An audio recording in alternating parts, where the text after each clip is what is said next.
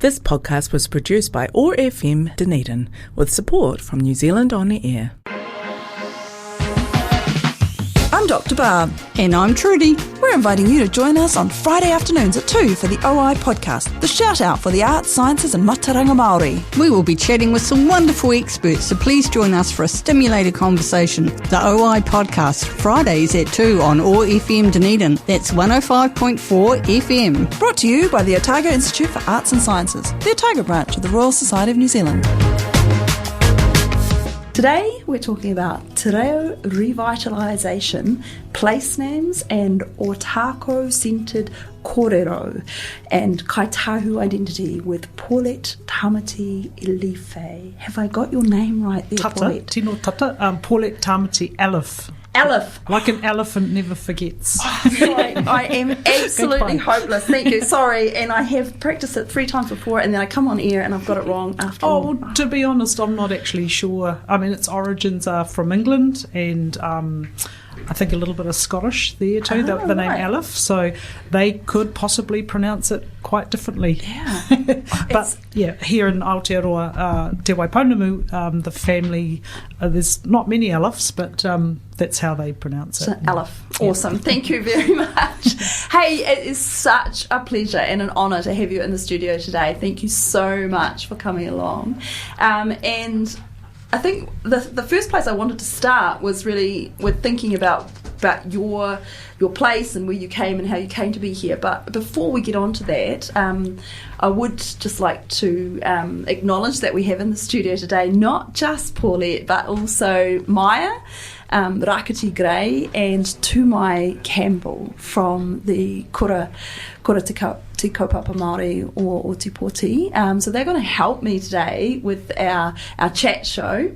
And welcome to you too as well. Thank you for coming along, and I hope that you feel like you can ask and answer lots of questions through the chat. Kia ora. And Paulette, I wondered if you would like to start us off with just a little mihi to the audience, to the podcast audience out there. Ai, o te tuatahi, ka rere aku mihi ki a koutou ngā tarika e whakaroko ana ki ēnei reo, e pāoro ana, ko wai tēnei wahine, no konei ahau, he uri ahau no Ōtākou, no kai te pahi, ka tirua hiki hiki, ka timoki, ka hapu, ko Kāi Tahu, ka ti māmoe waitaha, ka iwi te taho tōku taua. I tipu ake au I tēnei taone nui o Ōtepoti, engari no taranaki anō hoki tōku māma, ko te nuinga o tōku whānau e noho ana ki taranaki, ki raro I te maru o tō tātou maunga, ki te ika Māui, engari ko taku ngākau, ko taku aronga, I taku oranga katoa, ki taku iwi o Kāi Tahu. Nā reira, nei te mihi, ki a koutou, ka hoki anō ki a kōrua, te reo rakatahi me ki ko te reo o a pōpō. O e hara I te mea mō a pōpō noa, mō naia nei anō hoki. Nā reira, he nui aku mihi ki a kōrua I tipu ake I tēnei taone, me te reo Māori, hei reo tuku iho, hei reo kawe I ngā karearoto, ngā whakaaro, koira te wawata o kitipuna. Nā reira, e kore e mutu aku mihi ki a kōrua. So, ka hoatu te rākau ki a kōrua. So I'm just saying, my name's Paulette, born and bred here in Dunedin. My ancestry takes me to the Papakaika, or the village at Ōtākou, and our territory for the people of Ōtākou is quite widespread, not just on the peninsula, but right into central Otago and across to Piopiotahi, to Milford Sound. So it's quite a big takiwā, and we share some of those areas with our whanauka across the Otago Southland area. But yeah, my mother was born and raised in Taranaki, so I have strong Taranaki whakapapa as well, but being born and bred here, my heart and my passion lies with my people of Kāi Tahu, and really made it our life journey to support the aspirations of our people for our the revitalisation of te reo Māori me ona tikanga katoa nā reira. And I just wanted to also acknowledge Maya and my two stunning young rangatahi who are leaders in our community here in Ōtepoti. Acknowledge Te Aho Matua and all that has given to our people across the nation, but also really proud to have supported in some way through Kotahi Mano Kaika, through our Māori language strategy, and certainly with Tūmai, he's been raised as he tamariki o te kaupapa, or Kotahi Mano Kaika, his mother's determination and support of all our iwi initiatives. So just to acknowledge you both and your whānau who have ensured that you've been raised with tēnei tino tauka tō tātou reo Māori, nā reira, tēnā koutou. And to you, Barbs, the crazy moth lady. But I love how you have opened up a new world and new pathways for not only our rakatahi Māori, but for all our community in the science, areas of science, Western science. And, today it's even more important that we look to mātauraka Māori and science to find solutions for the challenges that lie ahead within our future generations. So, koutou, e whakarongona, tēnā tātou katoa.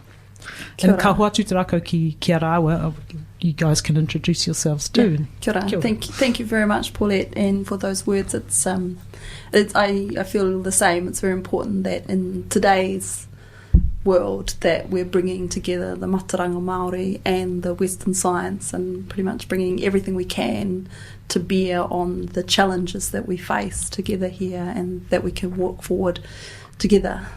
And so, Maya, over to you. Would you like to introduce yourself? Tēnā rā tātou katoa. Ko Maya raki te grades hoku ingoa. Heuri tēnei no Ngāpuhi, Ngāti Kahungunu, Ngāti Porou anō hoki. Hei oi, I tupuraki au ki konei, ki Ōtepoti, ki raro I te maru, o te karakaupa Māori Ōtepoti, ki raro I te korowai o te aho matua. Tēnā rā tātou. Tēnā tātou, kurua o te waka, ko te atu o taihu, te mauka, ko Ōtākou te tai, ko Ōtākou te marae, ko Kāi Tahu te iwi. Ko Tūmai Campbell tōku ingoa. Tēnā tātou katoa. Kia ora. Hey, it's fabulous, and it's fabulous to have all three of you in the studio today, and especially because we are talking about Reo Revitalisation, and particularly about place names and the Ōtākou centred view on this, I guess, is where we're kind of focusing our view on. And I wondered, speaking, if you'd like to start us off there, Paulette, and where you came to this, how this kaupapa became so central and important to your life there, and where that sort of stepped into your journey. Oh, kia ora. So, those in my generation, we weren't exposed to a lot of spoken te reo Māori. I'm a child born in the 1970s. As am I. And so there was very little, even on mainstream media networks. I think when I was at primary school, te kōrero was a 10-minute segment, might have even been 5. Yeah, just a tiny little segment at the end of the news. And it was not even in prime time viewing. Yeah. But even despite that, I have fond memories, my siblings and I tuning in. We didn't understand what was being said, but you get a gist of it. Yeah. And of course we had Billy T. James on television, famous. Yeah. And so we would make our own comedy shows, which we called te kōrero. And we used to tape them on cassette tapes and back in the day, and they're quite hilarious. But so the only sort of exposure I guess we had to te reo Māori was very limited. It would be on the marae during formal settings, that te reo ōkawa, or during rituals of engagement, during pōwhiri. And I had an elder auntie, great auntie, Aunt Mori Ellison, and she was our kaikaranga, and she had a beautiful, beautiful voice. She was a soprano in the Methodist Māori Methodist Mission Choir, and so between World War I and World War II, she toured across, I think, Europe, but certainly in England, sung for King George. Wow! And so another elder who's poet Edward Allison's father, Uncle George Allison. And so he would undertake the responsibilities of the senior male leadership. Yeah.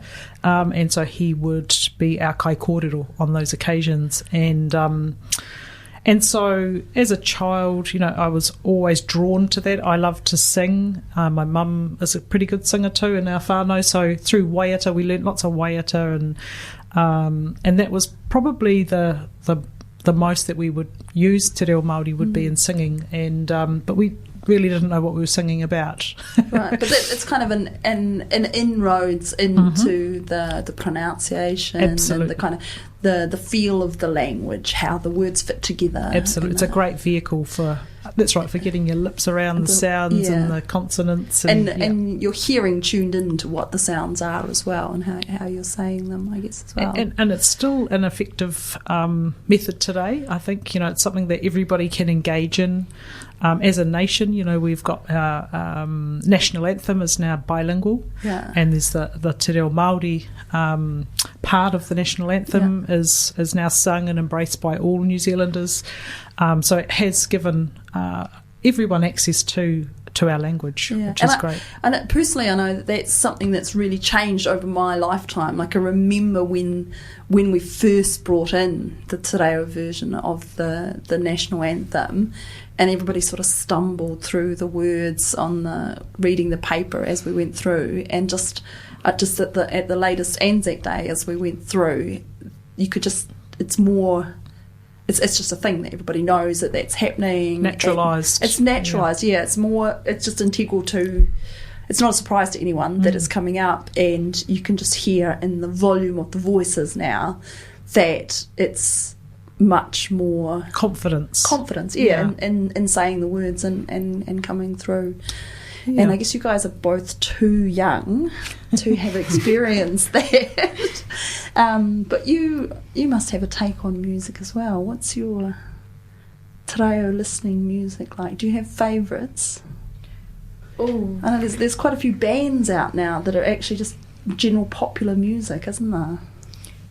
Oh yeah, mine was quite popular with young rangatahi Māori, and I don't mind their music. Get into it a little bit. Not much commitment there. You sure? You're not sure? You don't want to go into which is your favourite band there? No, not too. I'm into all types of music. Yeah, I think even was it 660 that had their promotional posters with the names. Yeah, so of the venues. I've produced a couple of their waiata have been translated into te reo Māori, and there's been an album, the Māori.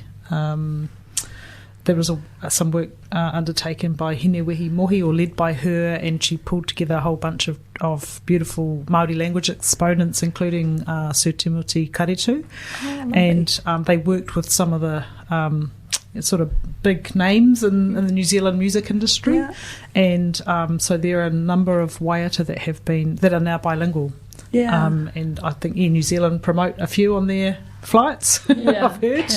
Yeah. And you can sort of hear them on mainstream radio too now and again. Yeah. But we do have our reo irirangi as well, so there's like a Māori radio network across the country as well. Yeah, so which is amazing. Yeah. So today, anyone can tune in to te reo Māori. It's a choice that you can make. Yeah. And that's a huge difference. And in our generation, we didn't have that same access, but today with online digital resources. You can sort of select what you watch. Yeah. We only had 2 channels back in the day, TV1 and TV2. and neither of them had much in te reo. No. There was just and really in fact, I've been inspired by many people over the years. One man that I met, Rangi Nicholson, and he was one of the, I guess, engineers or planners behind our Māori language strategy for Kāi Tahu. And I think it's the early to mid 90s, heading towards the late 90s, a group came together and were debating, discussing and developing a pathway forward for our people here regarding Māori language restoration. And so Rangi Nicholson was one, and he spoke at a symposium we held a number of years ago, and he started off saying, "Do you believe in miracles?" And I thought, oh, here we go, it's an evangelistic sermon. And but the miracle he wanted to share with us is that we now have a whole station, a Māori television station designated and dedicated to Te Ao Māori. And he talked about in his time, which was before mine, obviously, as a young university student, they were advocating for more Māori faces on television.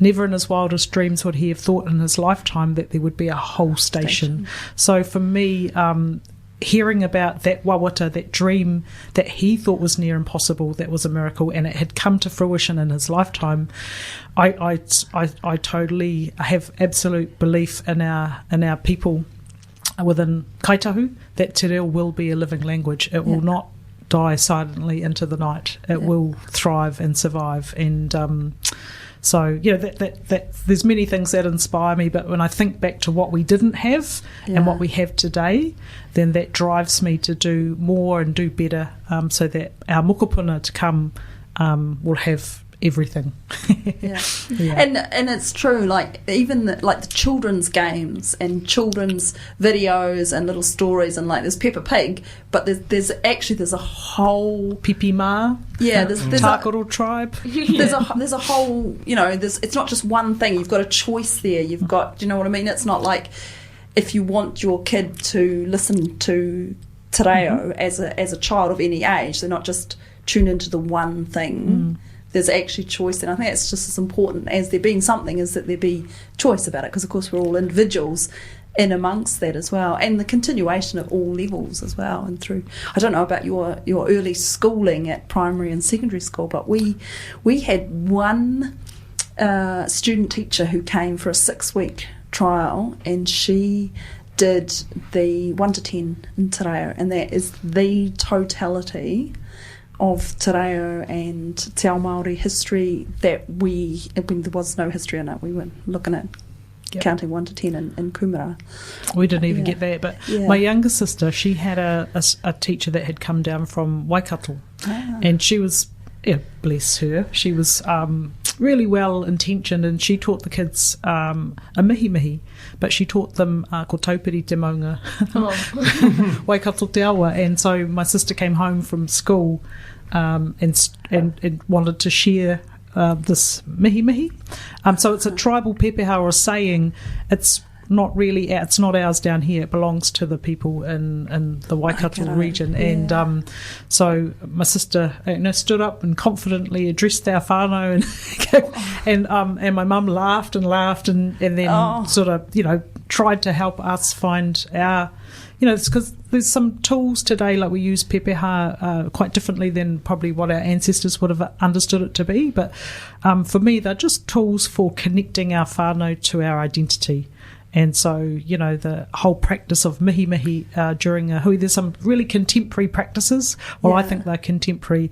There wasn't the necessity in traditional times to do that, but there is today, because we don't know who we are in the room. And so to share a little bit of knowledge and to try and make connections with each other. So, when we started this interview, we were sharing information about it, the mountains that we associate with, the rivers and the lands and the lands of our ancestors. And so that it's a nice tool. I find it's a nice tool to figure out pretty quickly who's in the room and who you can make connections with. And for myself, speaking as a Pākehā person, I find that extremely useful in whatever setting, because it gives you a sort of semi-formalised or formalised mechanism for actually doing those introductions and just taking time at the start of a meeting to say, okay, let's take a deep breath here, leave everything else behind, everything outside of the room, what we were thinking about before, and just say, okay, we're here, this is the kaupapa, this is the what we're working on, and we're all here to work together on this one thing. Can we come together and just be as one for this meeting, and just to know who's in the room and connect and where we're all coming from, because whatever the kaupapa, people have different backgrounds and they're coming at it from different ways, and I think just acknowledging those makes our understanding and it's easier to work together as a group, I think. So I think for me that's one of the big things that I've taken from or learned from engaging with this kaupapa I think lifestyle here. Those processes that we have, or what we'll call tikanga, so the even the application or the use of karakia,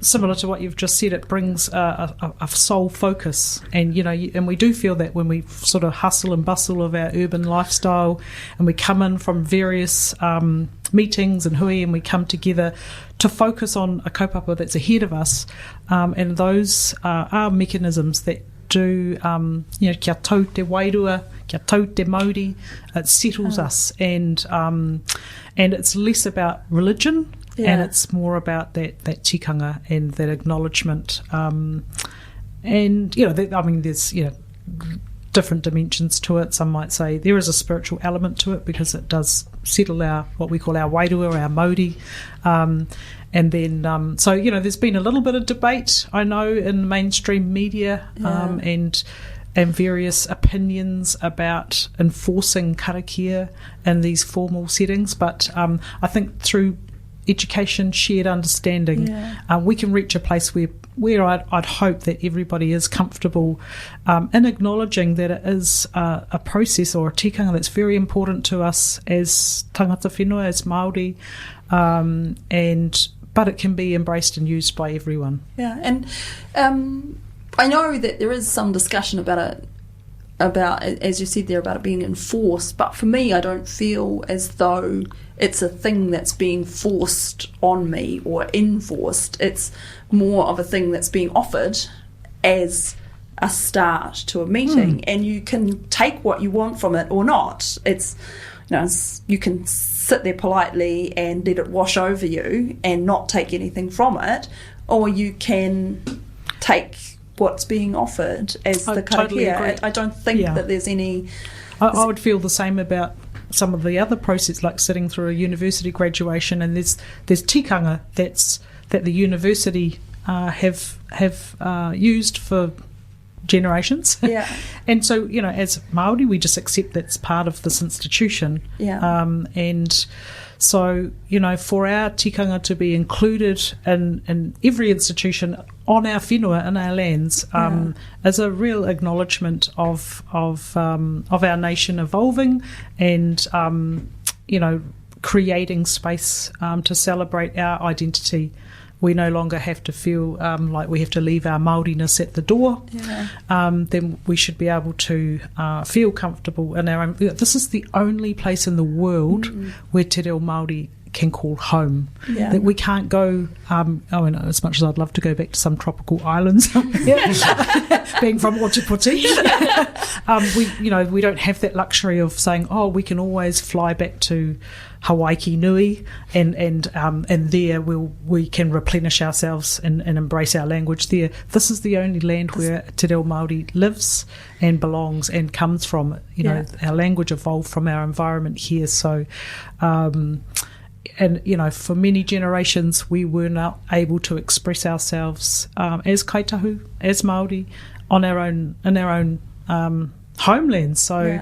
I think how far we've come as a nation, and we've just got to keep going. And so I do celebrate that because I understand. I've been in forum in the past where it hasn't been accepted, and it's not a good feeling. But hopefully our rangatahi today never have to experience that again. We've just got to keep on moving together. And moving forward, and that. And I think, for me, it's only bringing another dimension. There's nothing that's been lost through that process. It's an add-on, and I think that there's no downside to it that I can see. And that's why I think I don't understand why anyone would object to it, because to me it's my children that I've raised in Te Reo Māori, their English language has not suffered. Their education has not suffered, and these two rangatahi are a testament to that as well. Absolutely. They're achieving amazing results in our New Zealand education system, and contributing at a community level that is just so valued by us all. And so there was that fear when we started raising our tamariki in Te Reo Māori. There were a lot of hesitancy from other families, but what happens, he won't understand English if we only speak Māori to him. And like our kids, so we made it our focus to only speak Te Reo Māori in the home. Everywhere we went, we took our language everywhere, and so that was the intergenerational language of communication.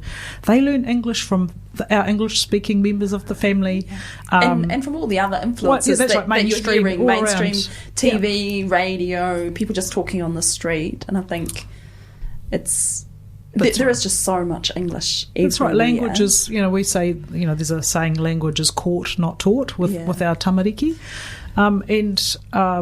It's quite a cool saying that, actually. So to have Te Reo Māori just floating about, ready for anyone to catch it when they want to, is the aspiration. Yeah, and I think, there is a whole body of research that backs that up, is that people who are multilingual, who have two or more languages, it doesn't detract from anything. You learn all of the languages better, and that gives you other things. Most of the world, I think over 60% of the world, are either bilingual or multilingual. Yeah, it's very unusual to just have one language in today. Monoglots in today's language.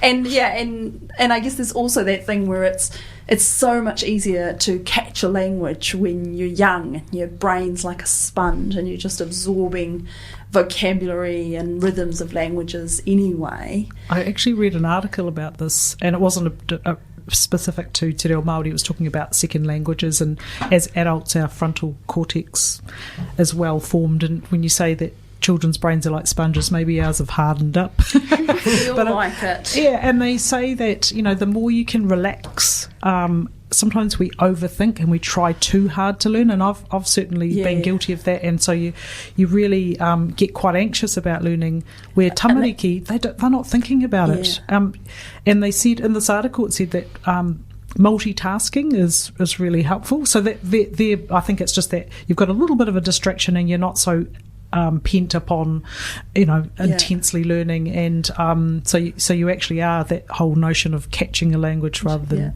being taught. And they did say sleep deprivation in their research helped.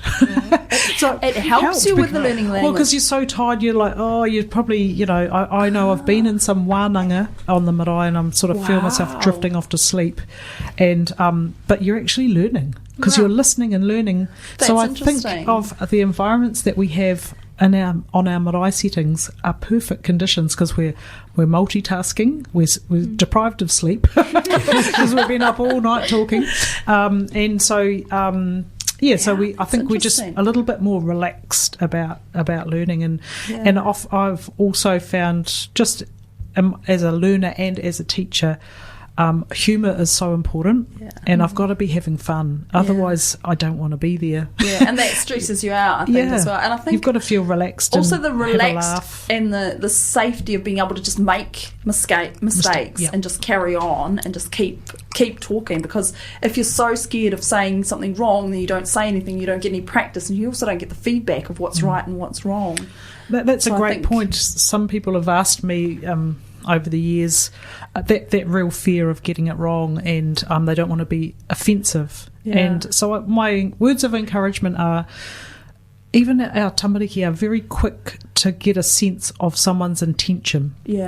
And one of my sons in particular has quite a long Māori name, and it looks on a piece of paper, if I was to write it out, there's a lot of consonants and vowels all merged in together, and it can be quite confusing if you're not familiar with the language. And he has spent quite a bit of time in our healthcare system, and then through early childhood and schooling, coming across different people in his life, and as a young child, he would quickly sum up somebody and their intention, and he would get a feel for that, and that's how so someone was trying to pronounce his name, and he could tell they were trying and they wanted to be respectful. It's easy to tell, and you could tell the ones that didn't really have any regard for it, and they were sort of quick to sort of mumble it and dismiss it, and generally they had their own social issues, I would say, or communication issues. So that's what I say to whānau, like, your intention is the most important thing, and if you are respectful and genuine, people will understand that, and if anyone has a problem with it, if you've mispronounced anything, I think the most important thing is your intention.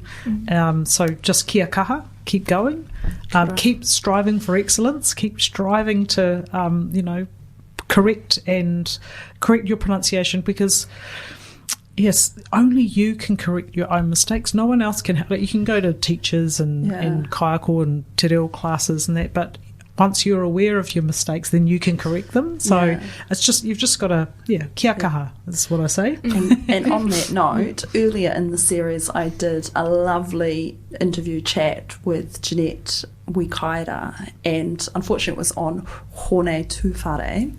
And I listened back to the show and I mispronounced his name the entire way through it. So apologies for that, but and it's this weird thing where it happens with me quite often with the vowels, when I've got a name that I have seen a lot or heard a lot pronounced in an English way, or as an English word, as part of an English sentence, and then having the same word spelling in a te ao Māori context, and that's that kind of switching context, which brings us probably a good segue into place names. Place names, which is look at us, see, we're in tune. Absolutely, because you're absolutely right. So I'll just start with the name of our harbour. It's the name of or the wider harbour today, but the name of the channel that comes through the harbour, Ōtākou. Ōtākou. Yeah, and there's a bit of debate and some research going on amongst ourselves at home around what does that mean, and just want to premise this whole kōrero around the meaning of place names. Some names we're really clear about what they mean. It's sometimes it's associated with a food source that's there, or the environment that's there, or it's associated with the deeds of our ancestors, and we know that this happened in a particular place. Other names we think have been applied by our old people, and they've brought them across from the homelands, Hawaii Nui, Hawaii Roa, Hawaii Pāmamau, Patu Nui o Ai, or wherever our origins lay. And so we've brought those place names and we've applied them here. And so we may not understand what they mean, but we know that they're old names. And so one of our tribal leaders, Tātipini O'Regan, likes to remind us that never apologise for not knowing the meaning of a name, because everyone's interested, and I love that there is interest, and we're all curious to know too, but never apologise for that, because there are so many names even in England. So he uses London as an example, and no one can really tell you what London means. And they can sort of say it has its Roman origins and things, but no one can hand on heart tell you exactly what it means. And so, some of our oldest place names in the world. I mean, it's to be expected, right?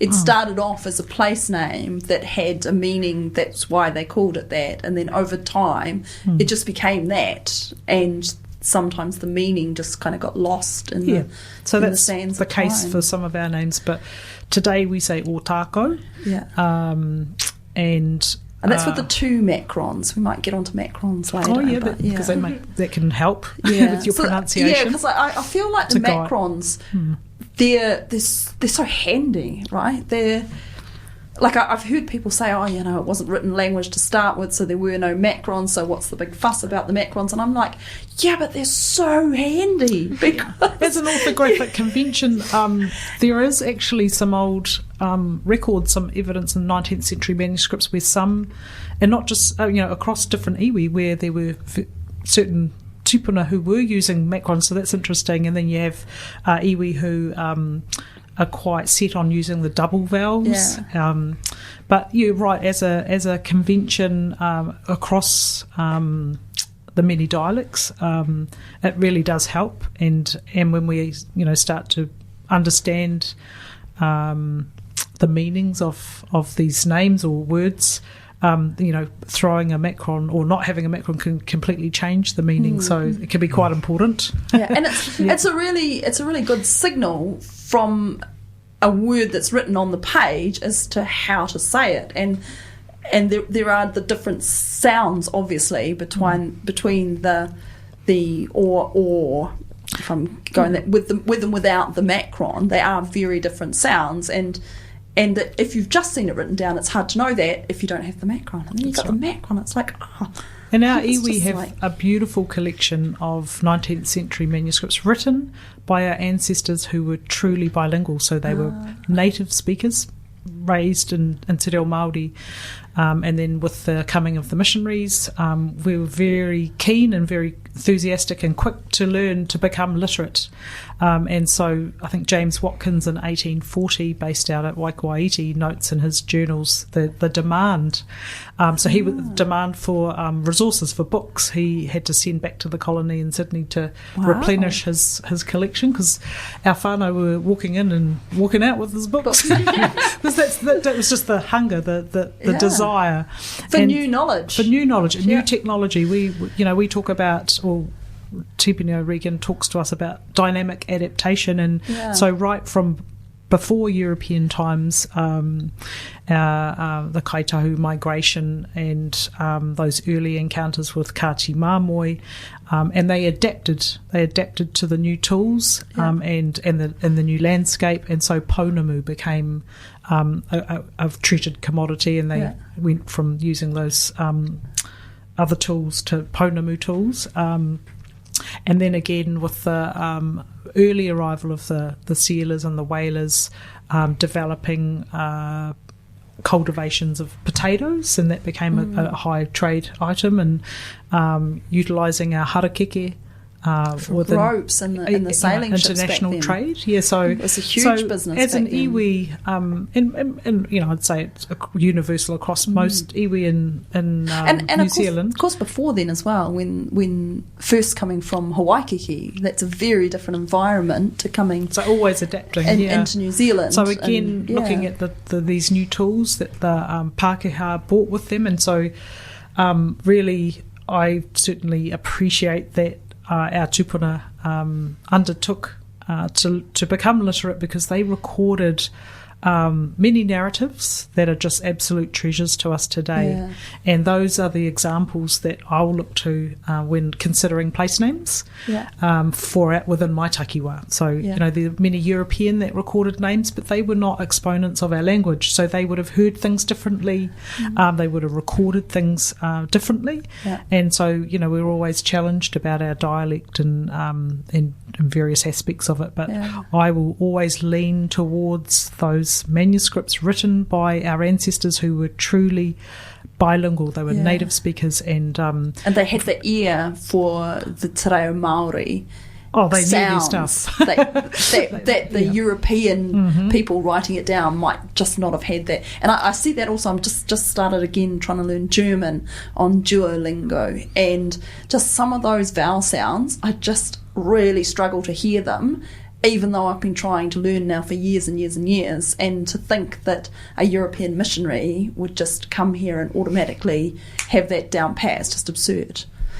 That's right. So James Watkins, I think he noted he had spent some time in Tonga, and I think he'd learnt some other Polynesian languages, and I think he learnt Te Reo Māori in the north, but he certainly noted the difference down here.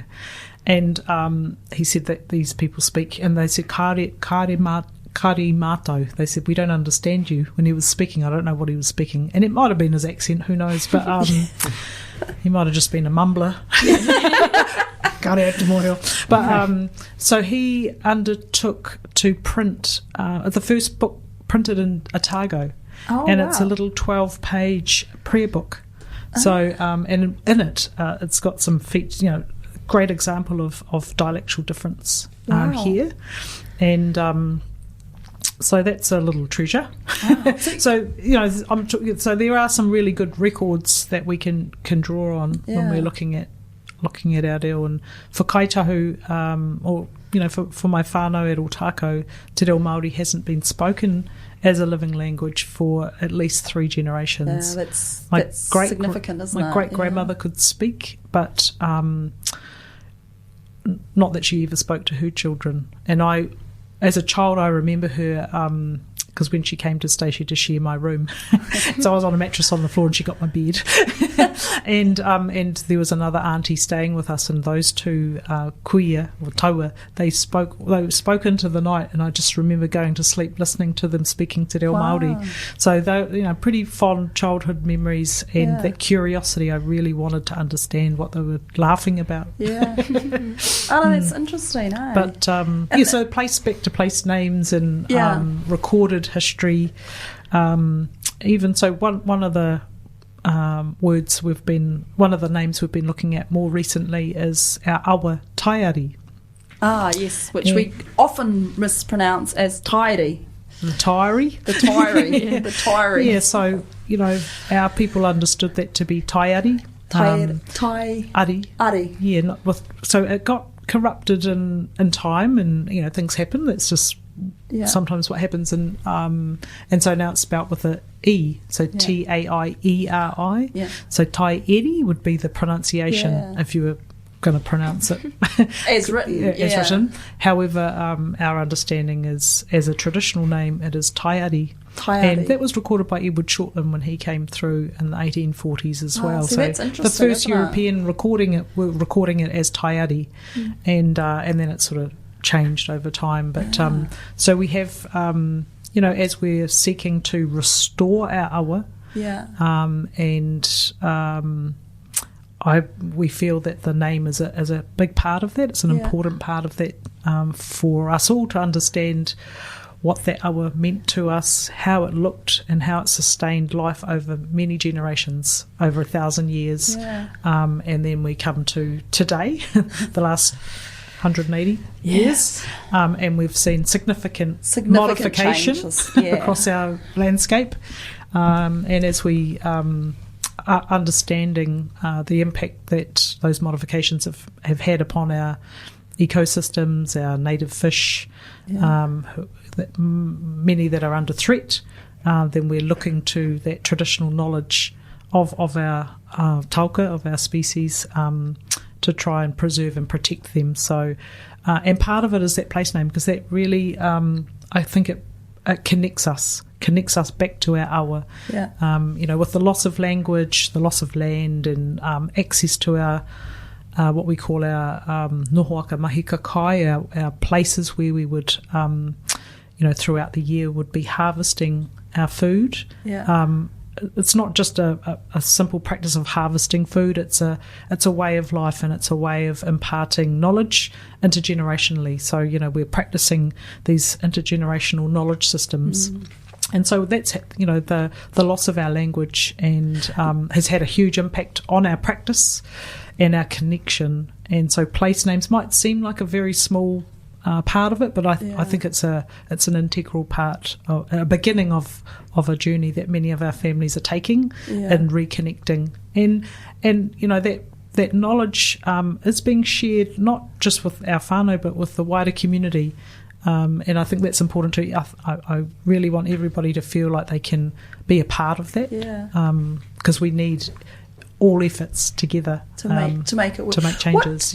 I mean, we're on the edge of time here. I think we've got another 5-10 minutes here. But I'm just thinking, what is the way forward? I know there's always a backlash whenever there's a name change. And for me, I always think of when we were in Europe, we went through Wales. In Wales, every place name has 2 names on every sign. There's the Welsh name, and then underneath it is the same place name written in English. And even if they're spelt the same, they still have the 2 there, so it's obvious that they are 2. And sometimes they're spelt the same and said differently. Sometimes they're said differently and spelt differently and said the same. And I do wonder if we have a lot more angst in New Zealand than we need to have, in that for me, I'm quite comfortable with places having more than one name. It's a generational thing. Yeah. I think my old man, my dad, he speaks about a story in our family. He had an uncle, and they turned a give way sign at the end of a street into a stop sign, and he refused to stop because all his life, how bloody dare they make changes? And so some people just get embedded into a way of life, a way of thinking, or that's just what they know and they don't like change. Yeah. And I see that in many of our older generation. Yeah. But when I look at today across our younger generations, I don't think there's the same angst. I think people are much more open through education and awareness, and a willingness to learn and understand. Yeah. So, people are opening their hearts and minds to hearing another version. Well, it's not even a version. It's our truth. It's our understanding as Kāi Tahu, as Māori, and so I don't think. I'd like to believe, and maybe I've got my Pollyanna rose-coloured glasses on, but I think we're improving, and if there's resistance, then we just have to keep talking and working through things till we reach an understanding. How's your feeling on having a dual system there? Yeah, I'm totally for. I think visibility of te reo Māori is really important, and supporting those who wish to learn, but also normalising te reo Māori. Normalising the names. And we're seeing that with Waka Kotahi. There's a proposal to have bilingual signage. We've already started. We've got kura for school, and then there'll be other signs that we hope to see across the motu, and then within time we'll just keep normalising te reo words. Māori. And you can feel that even in normal conversation. I think with the COVID and all the announcements, and just actually saying motu every day, integrating it. I feel like it's now a word that you can just use in everyday conversation, and it's widely understood. Same as kia ora. It's just, you can just say that, you don't have to translate it after you've said it now, whereas when we were kids it was actually way more controversial, like it was a what's happening here type thing. So I think it's just more and more people are understanding, and today there is more and more access to te reo than ever before, and so what I understand is the demand for Māori language classes and learning is just increasing. I'm certainly experiencing that within our iwi, but institutions that puts pressure on the people who do have te reo, that they're but it also creates an industry as well.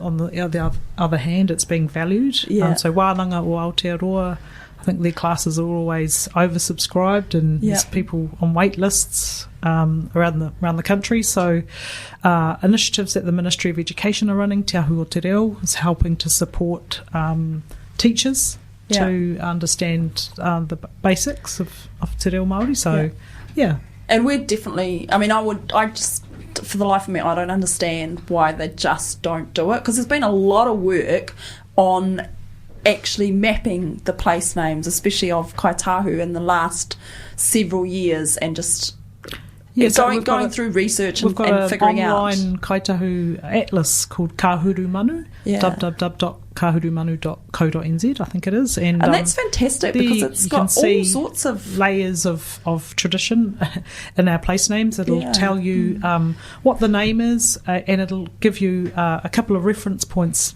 as to where that name has been published or where it's sourced from, and how it's endorsed. So that project really reached a pinnacle a couple of years ago when the New Zealand Geographic Board now recognise Kahuru Manu, the Kāi Tahu Atlas, as an authoritative source of place names. So that's a big step. It's a great step. In the New Zealand Gazetteer, every name that goes into the New Zealand Gazetteer is either recorded or it's an official name, but it'll always give you a couple of sources and where that name has been recorded from or published. So so our Kāi Tahu Atlas is just as robust. Yeah. And I think at the current state today we have just over 1,500 names available to the public, but we have another 5,000 or so in the back end of our database, which we're still working through because we want to ensure authenticity and accuracy is so important to us. And so we, and some of these names may have reasons why they aren't public yet. They might be burial sites and things like that. So the system's working and working with each papatipu runanga, with each hapu to whom those place names derive from, So what's stopping us having those 1,500 names on signposts now? Not much. What's the hold up there? Why don't we just do that? I think we're seeing some changes, but really, again, you've got to take the communities. The communities have got to move as one. Do you reckon? Can we not just do it and add the English name underneath it, and then just everyone will have a big hassle about it, and then they'll get over it because it's there. They're not. Do you know what I mean? And then it'll be done. So we're seeing that with treaty settlement names. As iwi are working through, and that's becoming a part. So I think Ngāi we're one of the first iwi to have that included in their iwi settlement. Yeah. We had a list of place names at the time. Famously, the appetite, but the appetite wasn't, or the understanding or the value wasn't there in terms of, it was there, but they became dual names, and so it's an official name. Aoraki Mount Cook is the official name. It's not just Aoraki, it's not just Mount Cook, it's Aoraki Mount Cook. Yeah. And the idea was that perhaps over time the Mount Cook might drop off out of common usage, just as Taranaki was formerly referred to as Mount Egmont. But today it's Taranaki Maunga. I cannot remember the last time I heard someone refer to it as Egmont. No, this generation would not have heard of it. Never heard that before. See, and it's a total change. And that's within our lifetime, right? Because that was absolutely, when we were at school, it was Mount Egmont. Hey, we are just about out of time, so last thoughts. Say them now. Last thoughts, last questions. Maybe just a couple of local names. If I spin some English names off, see how we can go. The Waters of the Leith, the main Orfeo. Yep. Mount Kāi. Well, this one's, the jury's still out, but people of Ōtākou would say it's Mihiwaka. And we know that because Tāre Wetiri Te Kāhu challenged the Europeans at the time for wrongly applying the name Ka Puke Taumahaka. So to us, that name traditionally is Mihiwaka. But there is a Nohoaka Mahika Kai that is on Mount Kāi, which is Ka Puka Taumahaka. And then that's been corrupted to Ka Puke Taumahaka, and that was corrupted to Ka Puka. But Ka Puke Taumahaka is a place on Mount Kāi, but to us, Mihiwaka. Yeah. Interesting. And is that the biggest mountain around here, Mount Kāi? I think it is the tallest. It's pretty significant. Mata Mata is Saddle Hill. Saddle Hill, right. And that comes from the Tanewha, yeah? Absolutely. And yeah, so that's wonderful. That's a little, in a nutshell, that is, I guess Ōtipoti is the big one, right? Yeah. So Ōtipoti and Aotearoa. Hey, Paulette, thank you so much for coming along today, and of course Maya and Tumai for joining us. We could talk all day here. This is just, I just wouldn't want to end it, but we're getting the signal from the producer that our time is up. So as always, this podcast is sponsored by the Ōtākou Institute, the Ōtākou Institute, and we would like to thank you for coming along, and you will get a free membership for the Ōtākou Institute. Okay. And we do have a small koha for you. Oh, but we'll sort that out later. no Thank te you wai for- mari e te noho atu kia koutou, nā reira, tēnā tātou. You've been listening to the OI podcast, the shout out for the arts, sciences and mataranga Māori. You can support this podcast by becoming a member of the OI. Check out the Ōtākou Institute for Arts and Sciences on Facebook or our website. If you'd like to listen again to this episode or others from the series, look for the OI podcast on ORFM's website, oar.org.nz. Brought to you by the Ōtākou Institute for Arts and Sciences, the Ōtākou branch of the Royal Society of New Zealand. This podcast was produced by ORFM Dunedin with support from New Zealand On the Air.